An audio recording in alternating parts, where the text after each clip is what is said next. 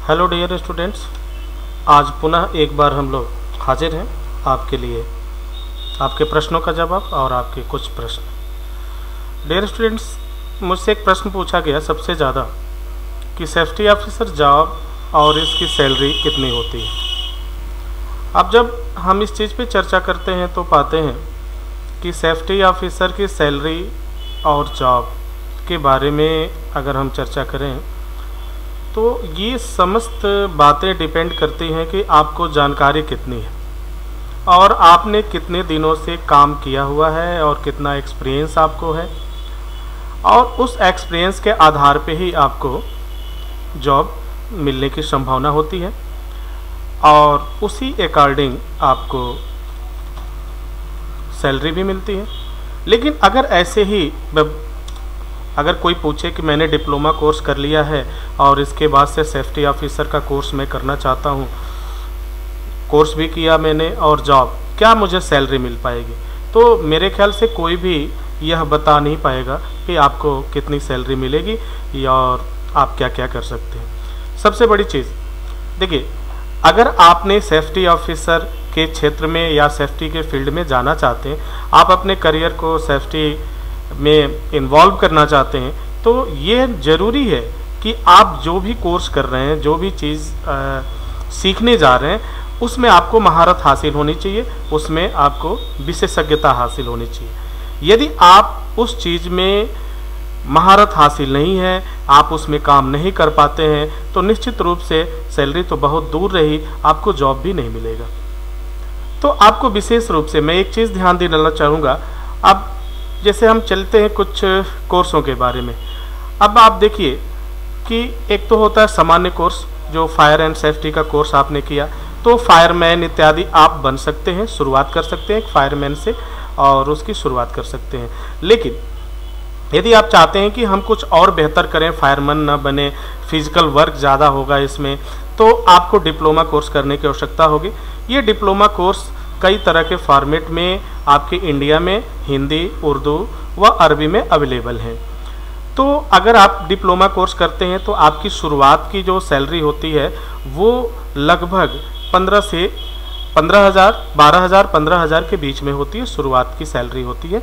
और ये सैलरी जो है बिल्कुल नए लोगों के लिए है, जो बिल्कुल नए हैं, बिल्कुल फ्रेशर हैं, जो काम करके निकलते हैं। और जैसे जैसे आपका एक्सपीरियंस बढ़ता है, जैसे 2 से 3 साल आपने काम किया तो फिर आपकी सैलरी जो है बढ़ जाती है, फिर आपकी सैलरी जो है 20 से 25,000 के बीच में चली जाती है। यदि आपका एक्सपीरियंस 5 साल से 10 साल के बीच में चला गया तो आपकी सैलरी जो है लगभग 40,000 से 60,000 के बीच में चली जाती है। और जैसे आपका एक्सपीरियंस बढ़ता चला जाता है, जैसे 10 साल का एक्सपीरियंस आपने किया, ये इंडिया की टोटल जितनी भी मैं बात कर रहा हूँ, ये इंडिया के लिए बात कर रहा हूँ, भारत के लिए बात कर रहा हूँ। तो भारतवर्ष में इस तरह का अगर 10 साल से ऊपर का एक्सपीरियंस है तो आपकी सैलरी लगभग 60,000 से 1 लाख के बीच में होती है, अधिक भी हो सकती है। ये डिपेंड करता है कि क्या से क्या कंपनी वो उनसे काम लेती है और क्या क्या वो कर पाते हैं, ये सारी चीज़ें। तो पर्टिकुलरली एक बात को लेकर हम कभी भी ये डिसाइड नहीं कर सकते कि आपकी सैलरी इतनी हो सकती है। तो बहरहाल ये निश्चित है कि इसकी सैलरी बहुत अच्छी होती है। और यदि आपने कुछ दिनों का एक्सपीरियंस कर लिया है, 3-4 साल आपने काम कर लिया है, तो आप निबोस के कोर्स को कर सकते हैं। निबोस कोर्स उन लोगों के लिए है जो विदेशों में काम करना चाहते हैं, विदेश में अपने करियर को आजमाना चाहते हैं। तो आपके लिए निबोस और आईओएस ज़रूरी हो जाता है, क्योंकि निबोस का जो IGC कोर्स होता है, इंटरनेशनल जनरल सर्टिफिकेट, ये आपको प्लेटफॉर्म देता है, मल्टी प्लेटफॉर्म देता है। तो उम्मीद है ये सारी चीज़ें आपको समझ में आ गई होंगी। अगर मैं एक चीज़ आपको दिखाऊं तो अगर ये सैलरी के बारे में अगर हम ऑनलाइन पूछते हैं कि सेफ्टी ऑफिसर जॉब सैलरी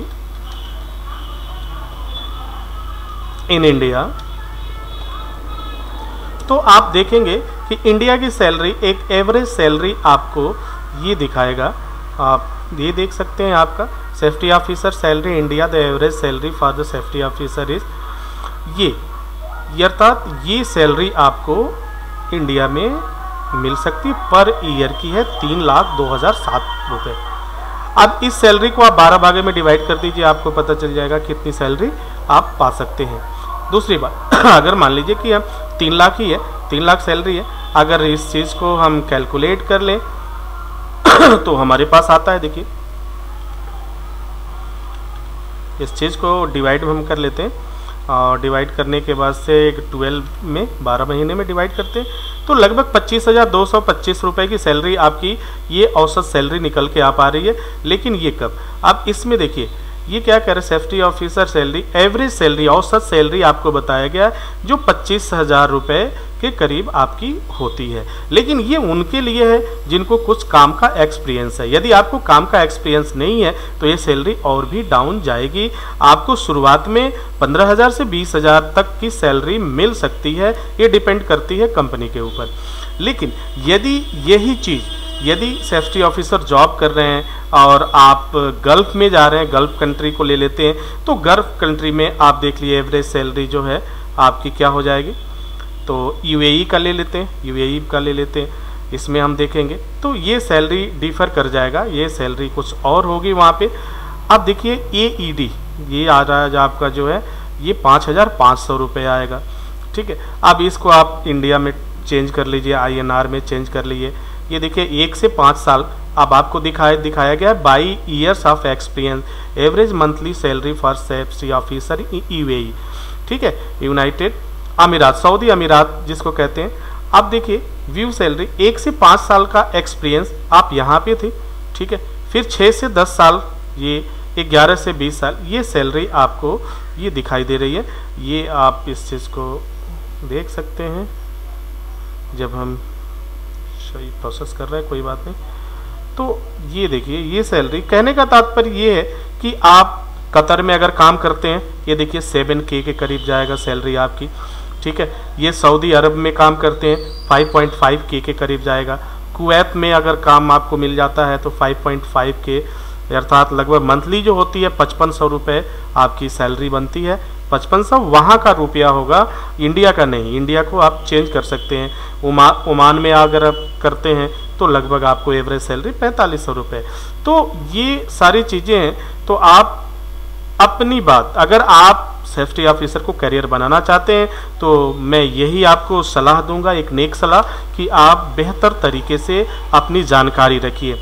दूसरी बात, एक सबसे बड़ी चीज़ मैं अहम बात बताऊंगा कि बहुत से ऐसे स्टूडेंट हैं जिन्होंने निबोश नहीं किया, जिन्होंने आयोश नहीं किया, लेकिन वह सामान्य जनरल इंस्टीट्यूट से जो सेफ्टी ऑफिसर के कोर्स को प्रोवाइड करते हैं, उन्हें सिखाने का कार्य करते हैं, वो सेफ्टी की चीज़ों को बताते हैं। दोनों में क्या होता है कि लगभग कुछ चीज़ें समान होती हैं और बेहतर तरीके से अगर आप उस चीज़ को सीख पाते हैं तो निबोश किए हुए कैंडिडेट को भी आप डाउन कर सकते हैं, उसे डिफीट कर सकते हैं और उसे के आगे आप ग्रो अप कर सकते हैं। लेकिन यदि आपको जानकारी नहीं है, मैंने बहुत जगह देखा है, तमाम तरह के इंटरव्यूज़ वगैरह में लोगों से जब मुलाकात होती है तो लोग यही बताते हैं कि सर डिग्री तो मैंने लिया, पढ़ाई भी किया, लेकिन ये जो क्वेश्चन पूछा गया ये मुझे मालूम ही नहीं था।